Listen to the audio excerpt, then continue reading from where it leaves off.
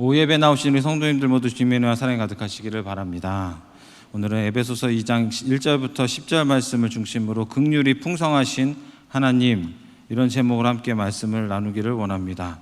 긍휼이라는 것은 가엾이 여겨 돌봐준다, 다정히 사랑하면서 측은히 여긴다, 그리고 불쌍히 여겨 동정한다, 그런 뜻으로 이제 찾아보면 나옵니다. 그런데 이것을 이제 요약하면은 사랑하는 마음으로 불쌍히 여김으로 따라오는 동정의 행위가 긍휼이다, 이렇게 말씀할 수가 있습니다.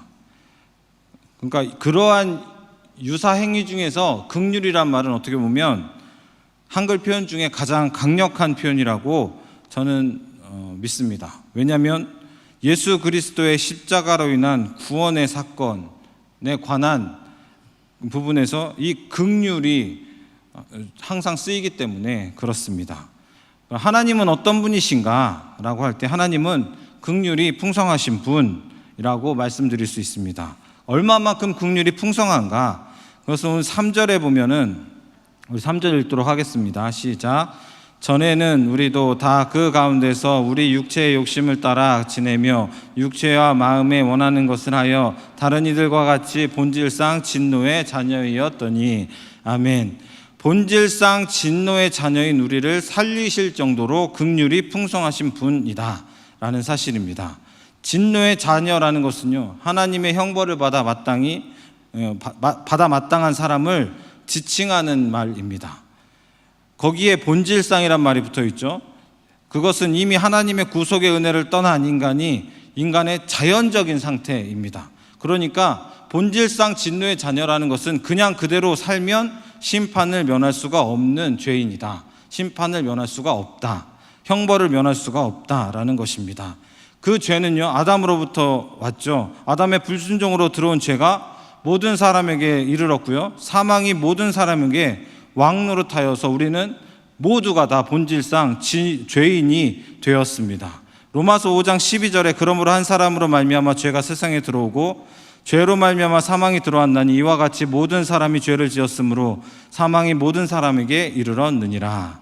에덴 동산에서 하나님께서 아담에게 주신 규칙은 선악을 알게 하는 나무의 열매는 먹지 말아라, 그러면 죽는다, 그거였습니다.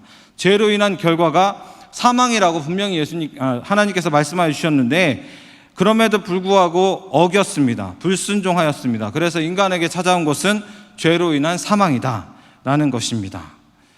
그래서 그 말씀을 1절에 말씀하고 있는데 1절 읽겠습니다. 시작. 그는 허물과 죄로 죽었던 너희를 살리셨도다. 아멘. 허물과 죄로 죽었던 우리는 누구냐? 허물과 죄로 죽었다는 것이죠. 허물은요, 잘못된 발걸음을 뜻하고요, 죄는요, 관역에서 빗나간 것, 표준에서 못 미치는 것을 뜻합니다. 그러니까 능동적이고 수동적이고 상관없이, 자기가 자발적이든 아니든 간에 상관없이 잘못된 것을 하였다, 잘못된 길을 걸어가고 있다, 그러므로 모든 것을 다 통틀어서 우리는 죄인일 수밖에 없다라는 것입니다. 그러므로 죄인은 결국 죽을 수밖에 없죠. 사망에 이를 수밖에 없는 것입니다. 죄인된 자의 모습은 어떠한가는 2절에 나옵니다. 2절에 있습니다. 시작. 그때에 너희는 그 가운데 행하여 이 세상 풍조를 따르고 공중의 권세 잡은 자를 따랐으니 곧 지금 불순종의 아들들 가운데서 역사하는 영이라. 3절도 있습니다. 시작. 전에는 우리도 다 그 가운데서 우리의 육체의 욕심을 따라 지내며 육체와 마음에 원하는 것을 하여 다른 이들과 같이 본질상 진노의 자녀이었더니. 아멘. 세상의 풍조를 따릅니다. 그리고 공중 권세 잡은 자인 사탄을 따릅니다. 그리고 3절에 보면 육체의 욕심을 따라 지내고 육체와 마음이 원하는, 자기가 원하는 대로 그대로 행하는 자가 바로 죄인된 자의 모습입니다. 그래서 본질상 진노의 자녀는요, 하나님의 진노를 피할 수가 없습니다. 심판을 피할 수가 없습니다. 여기서 심판은 영벌을 뜻하죠. 영벌을 피할 수 없는 존재가 바로 인간입니다. 우선은요, 심판은 누구에게나 찾아온다는 것은 우리 성도님들도 아시고 그리고 반드시 기억해야 될 줄 믿습니다. 그렇지만 심판이 때로는 즉각적으로 오지 않죠. 때로는이라기보다는 어떻게 보면 심판은 지연되고 있다라고 말씀을 드릴 수 있습니다.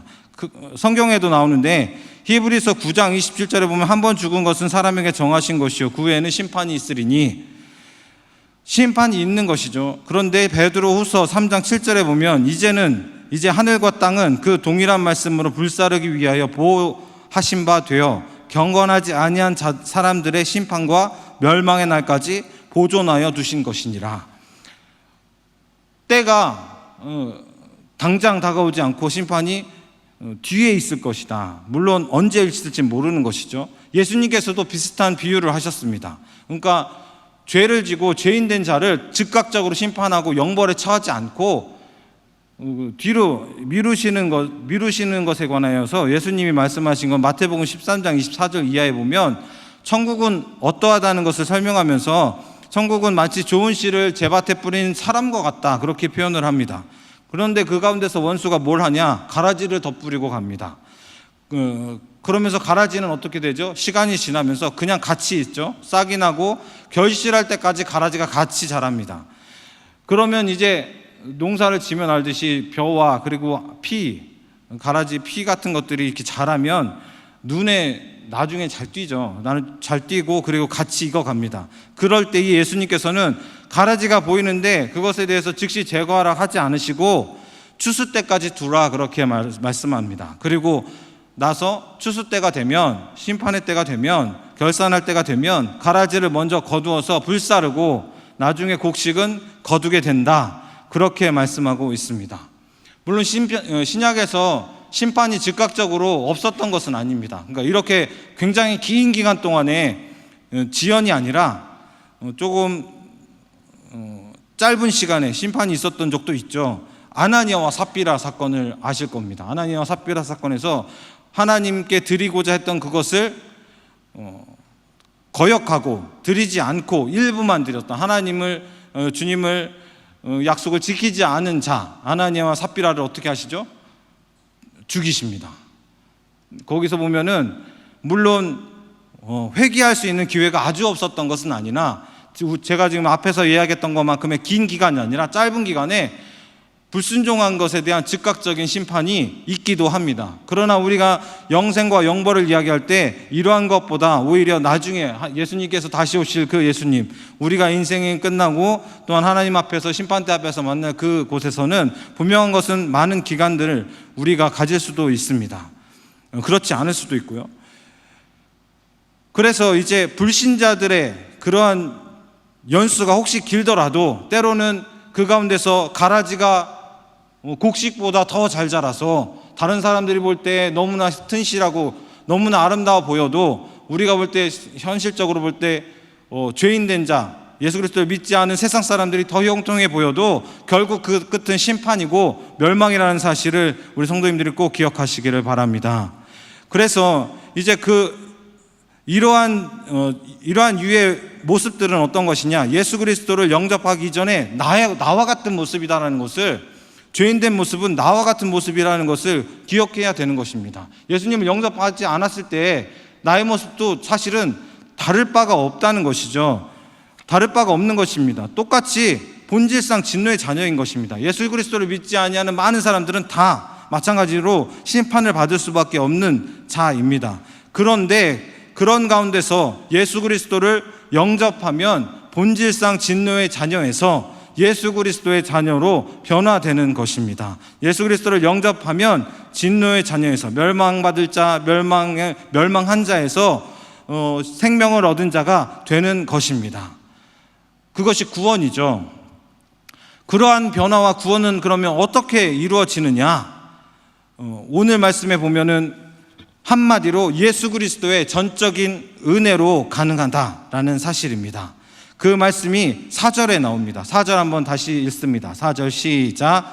긍휼이 풍성하신 하나님이 우리를 사랑하신 그 사랑을 인하여. 아멘.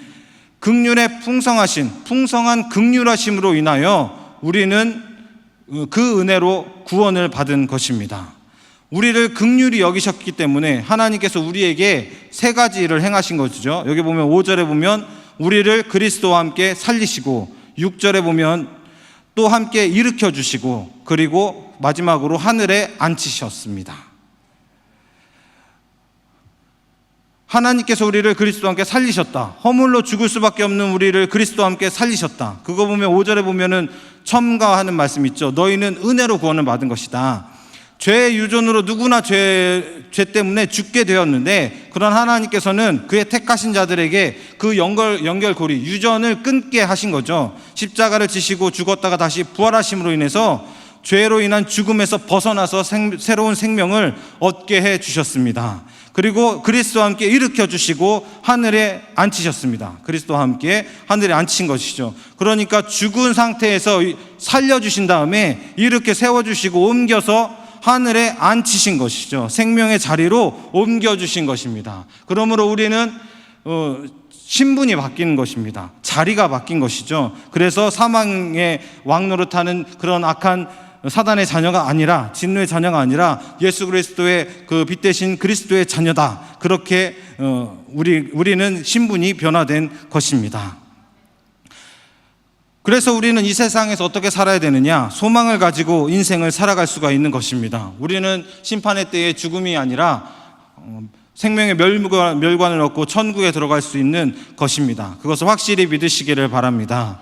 그런데 이러한 일련의 이 긍휼의 나타나심 가운데서 하나님께서 우리에게 요구하시는 것이 무엇인가라는 것이죠. 내가 이렇게 긍휼을 베풀 때 너는 긍휼하심이 이 나타나심 과정에서 우리에게 요구하시는 것이 무엇일까? 라고 할 때는 한마디로 아무것도 없다라는 것이죠. 이를 강조한 것이 5절 이제 삽입된 말씀이고 8절 9절 말씀입니다. 우리 한번 5절과 먼저 5절 읽습니다. 시작.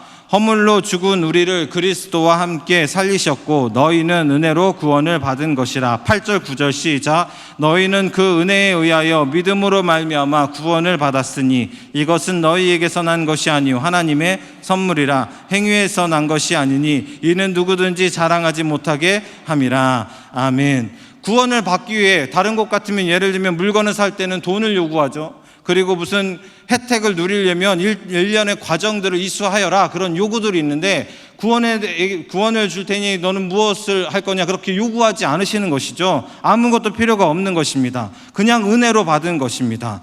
그렇기 때문에 자랑할 것이 없다라는 것이죠.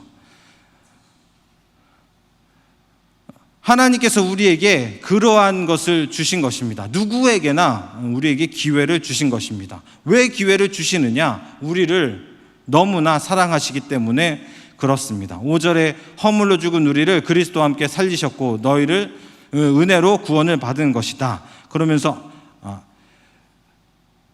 8절에 너희는 그 은혜로 인하여 믿음으로 말미암아 구원을 받았다. 그렇게 말씀을 하고 있습니다. 그래서 우리가 구원을 받았지만 그것에 대해서 누구에게나 자랑할 필요가 없는 것입니다. 자랑할 수 없는 것이죠. 왜냐하면 구원은 각자의 행위가 아니라 하나님의 전적인 긍휼의 나타남이기 때문에 그렇습니다.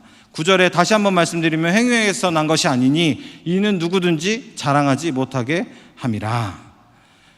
그러면 우리를 왜 하나님께서는 구원하여 주셨느냐라는 것이 또 궁금해지는 것이죠. 하나님께서는 우리를 왜 구원해 주시느냐? 여기 보면 7절 말씀, 우리 본문에 의하여 여러 가지로 이야기할 수 있지만 본문에 근거하면 7절 말씀 먼저 보도록 하겠습니다. 7절입니다. 시작. 이는 그리스도 예수 안에서 우리에게 자비하심으로 그 은혜의 지극히 풍성함을 오는 여러 세대에 나타내려 하심이라. 아멘. 여러 세대에 그 지극히 큰 긍휼하심을 여러 세대에 나타내게 하기 위하여서 하나님께서는 우리를 구원하여 주시는 것입니다. 그리고 10절에는 뭐라고 되어 있냐면 10절에 있습니다. 시작. 우리는 그가 만드신 바라 그리스도 예수 안에서 선한 일을 위하여 지으심을 받은 자니 이 일은 하나님이 전에 예비하사 우리로 그 가운데서 행하게 하려 하심이니라. 아멘. 선한 일을 하게 하기 위하여서 하나님께서 그 가운데 행하게 하기 위하여서 선한 일을 행하게 하기 위해서 하나님께서 우리를 구원해 주셨다. 다시 말하면 하나님께서 원래 창조하셨던 목적을 이루기 위해서 지금 잘못되어져 있는 이 모습을 바꾸어서 그곳에서 건져서 살려주시는 것이죠. 구원하여 주시는 것입니다. 여기서 선한 일은 단순히 선행 그 이상입니다. 선행을 뜻하는 것이 아닙니다. 그리스도인들은 값없이 주신 선물에 대한 감사로 자비와 사랑과 온유로서 다른 사람을 돕고 섬기는 그런 선한 일을 행해야 되는 것이죠. 그냥 단순히 선한 일을 하는 것이 아닙니다. 그러므로 이제 이것은요, 결과적으로 어떻게 표현할 수 있느냐? 우리가 하는 선한 일은 예수 그리스도의 몸을 세우는 일이다라고 말씀드릴 수 있습니다. 이것은 에베소서 4장 12절에 말씀하고 있는데, 이는 성도를 온전하게 하여 봉사하는 일을 하게 하며 그리스도의 몸을 세우려 하심이라. 우리를 구원해 주셔서 선한 일, 여러 가지 예수 그리스도의 자비와 사랑하심을 품고 그것을 가지고 다른 사람을 돕고 섬기는 선한 일을 할 때에 그것은 그리스도의 몸을 세우는 것이라는 거죠. 그 그리스도의 몸을 세우기 위하여서 주님께서는 우리에게 많은 은사와 은혜를 부어주십니다. 필요적절한 은사를 때에 따라 주시는 것이죠. 예수 그리스도를 섬기고 교회를 세우기 위해서 우리를 구원하여 주신 것입니다. 은혜를 주시고 많은 은사를 또한 허락하여 주시는 것입니다. 그렇다면 마지막으로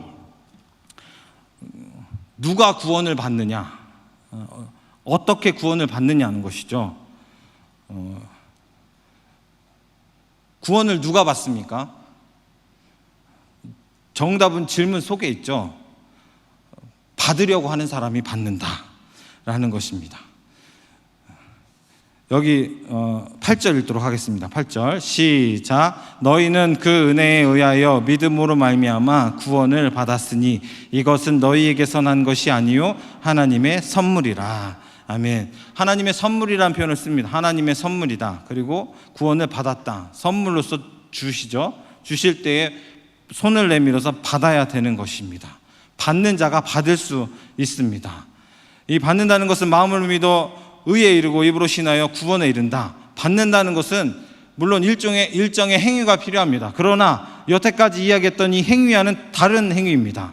앞서서 말하는 그런 행위들은 업적과도 같은 것이죠. 누가 구원을 뭘 해야 공로로서 받느냐, 그런 것이 아닌 것이죠. 받는다는 것은 단순히 그냥 손을 내미는 것입니다. 입으로 시인하는 것이죠. 예수 그리스도께서 나의 구주가 되어 주시는 것이 나는 그걸 믿습니다. 받아들입니다. 예수님이 나에게 찾아오십시오. 성령님이여 내 안에 좌정하여 주십시오. 라고 입으로 입으로 시인하는 것입니다.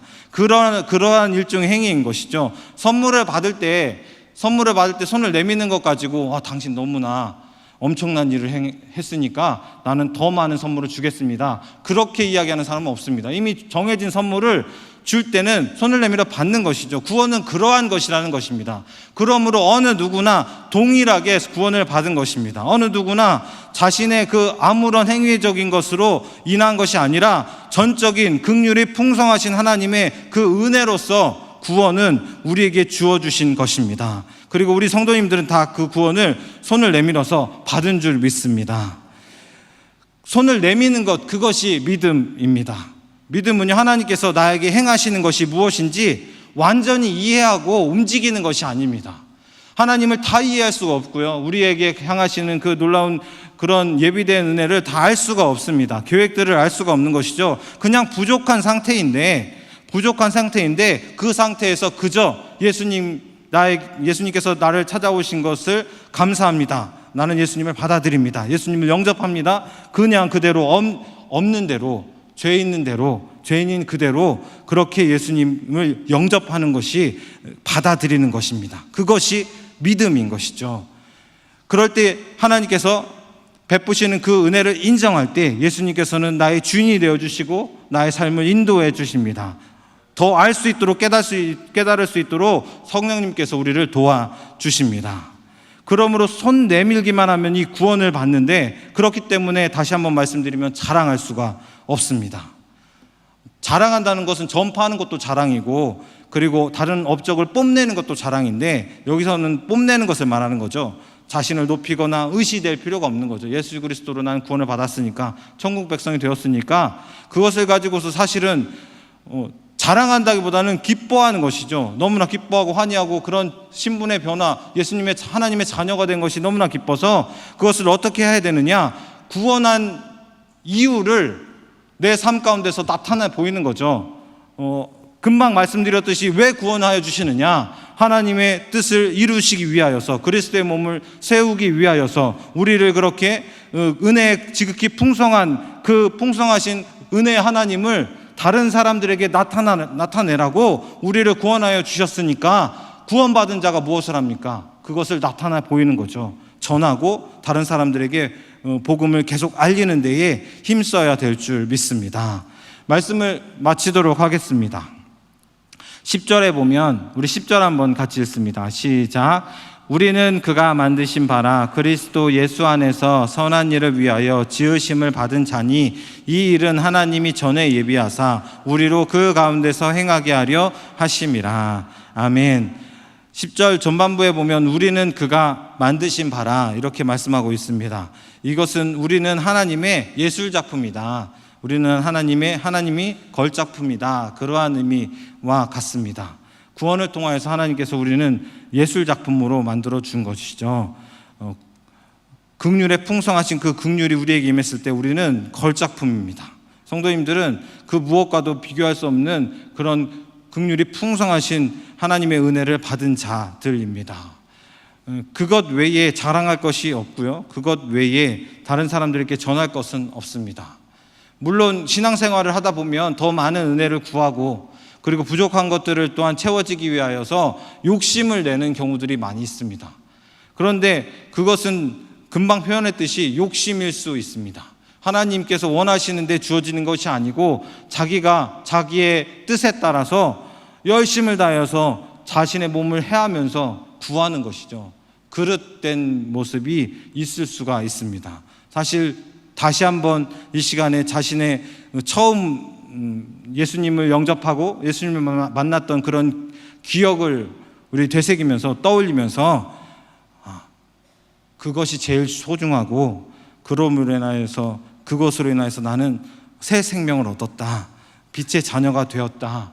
그러므로 생이 마감이 되더라도 언제 어느 순간에 어떠한 일이 있더라도 나는 주님의 품 안에 거할 수 있는 그런 주의 자녀다라는 확신으로 남은 인생을 그렇게 승리하며 살아가는 우리 성도님들 다 되시기를 바랍니다. 기도하도록 하겠습니다.